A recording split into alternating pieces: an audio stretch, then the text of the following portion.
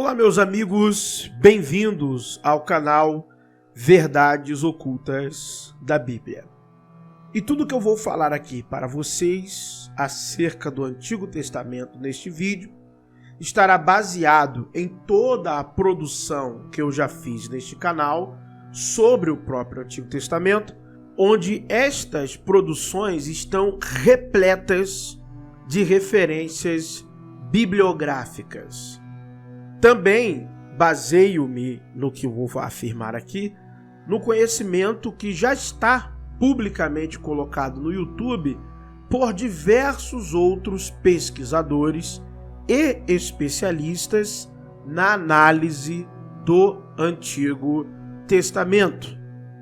Então você, se tiver alguma curiosidade de pesquisar acerca daquilo que foi dito, pegue as chaves, os nomes, as referências que irei falando ao decorrer deste vídeo e faça a sua própria pesquisa, tanto aqui no próprio canal Verdades Ocultas da Bíblia, quanto em outros professores que trataram do tema aqui no YouTube. Trataram do tema com as referências bibliográficas, arqueológicas e historiográficas devidas. O Antigo Testamento é o resultado da reunião de diversos documentos antigos mesopotâmios. Você pode encontrar isto no próprio vídeo que eu fiz falando acerca dos patriarcas e do politeísmo na terra de Canaã. Você verá lá claramente, com referências bibliográficas, que diversos salmos da cidade de Ugarit, ou seja, diversos cânticos que em um primeiro momento foram escritos para falar dos atributos dos deuses cananeus, do panteão de deuses cananeus, principalmente salmos ugaríticos louvando a El, a Baal, a Axera, Iã e Mote. Estes salmos foram modificados, aonde o nome dos deuses foi sendo trocado pelo tetragrama e foi incorporado na Bíblia hebraica. Então lá no vídeo tem vários salmos que eu leio de Ugarit, mostrando a referência, mostrando os achados arqueológicos. Logo, você tem uma amálgama de canções em salmos que não são de composição hebraica ou judaica, mas que é uma cópia que veio de salmos ugaríticos e foram incorporados à Bíblia hebraica. Um outro exemplo que eu trouxe também foi no vídeo da deusa Axera. Um outro exemplo que eu trouxe também foi falando acerca de Danei, que é o Daniel do livro do profeta Daniel. Um outro exemplo que dei também são dos mitos diluvianos. Todos os mitos diluvianos anteriores à inscrição hebraica ou judaica ou judaíta do dilúvio de Noé, principalmente o chamado achado arqueológico da epopeia de Atrahasis, que segundo a historiografia, segundo a análise literária moderna, a epopeia de Gilgamesh pode sim, até ela, a epopeia de Gilgamesh, ter se baseado, na verdade, na epopeia de Atrahasis. E isso antecede e muito o relato bíblico do dilúvio. Nós temos também o livro de Esther, que fala da história de Esther e Mordecai ou Mardoqueu e outras bíblias, que nada mais é do que a história de Ishtar e Marduk. Exatamente isto. E você pode pesquisar e se aprofundar mais no tema. Por exemplo, a estátua de Daniel, eu mostrei de onde realmente vem a origem, que é do mito das 4 eras da humanidade. Isso é anterior ao profeta Daniel. Também fiz vídeos sobre a origem de Javé. Ou seja, o Antigo Testamento é uma reunião, uma amálgama de escritos mesopotâmios, escritos cananeus. Mostrei no livro de Eclesiastes a influência da literatura egípcia.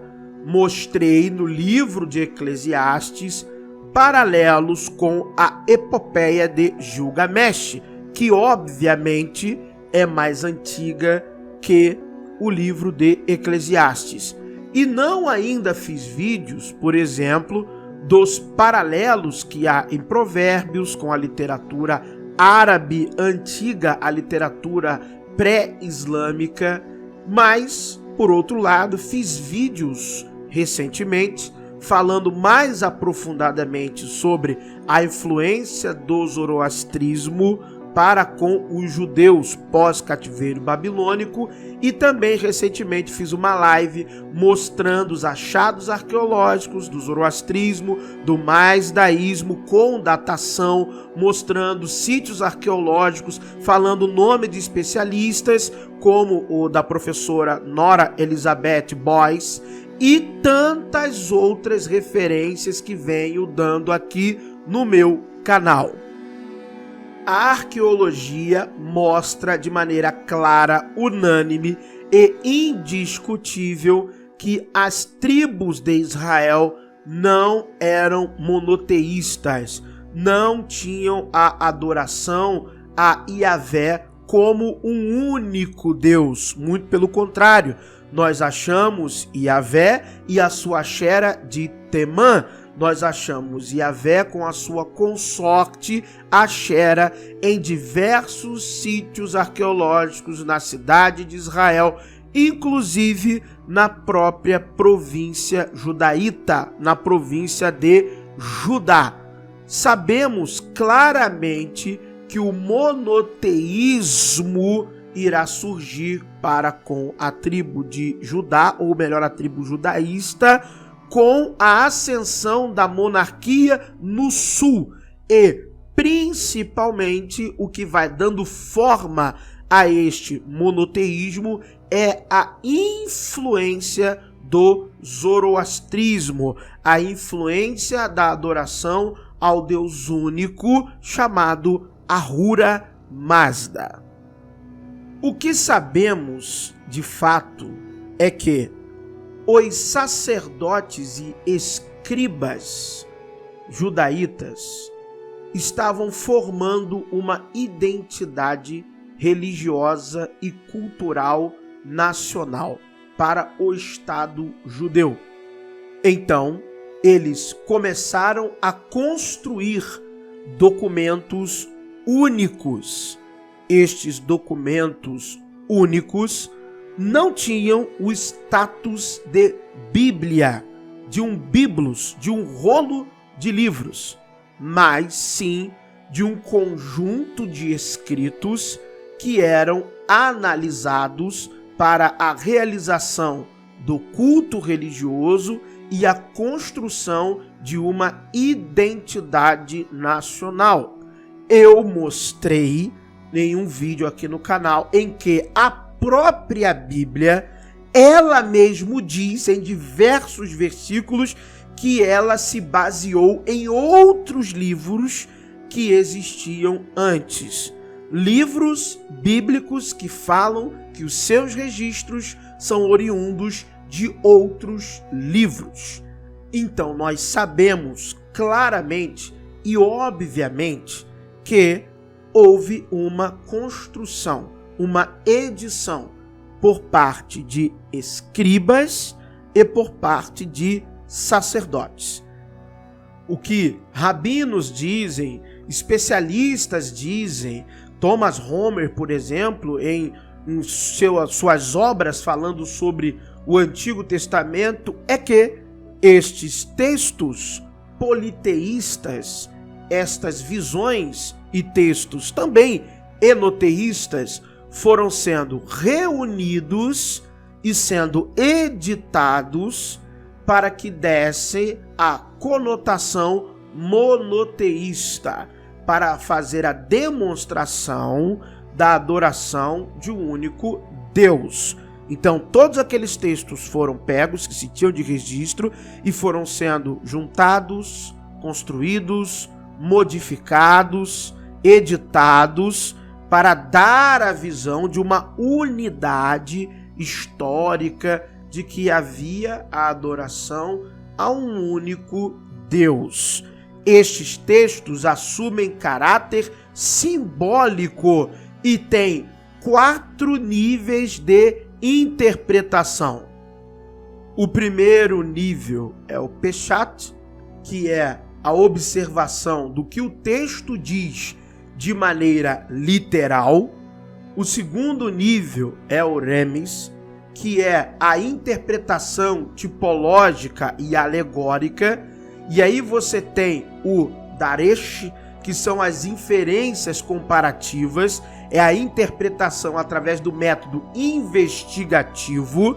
E você tem o nível Sod, que é o nível mais profundo, a interpretação mística e espiritual do texto.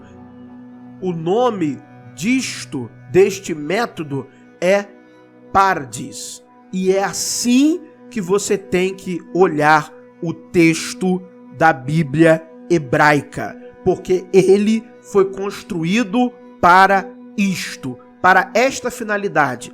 O que você tem ali são símbolos, são alegorias, são tipologias, é uma construção.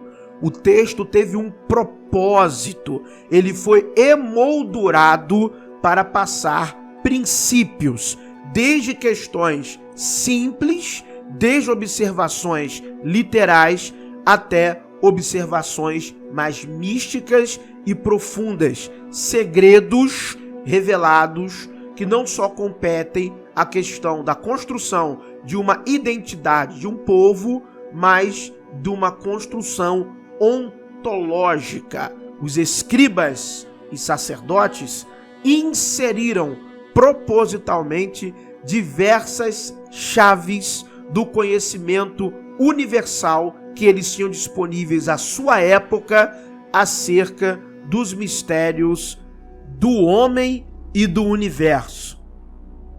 Obrigado por assistir mais um vídeo. Se inscreva no canal.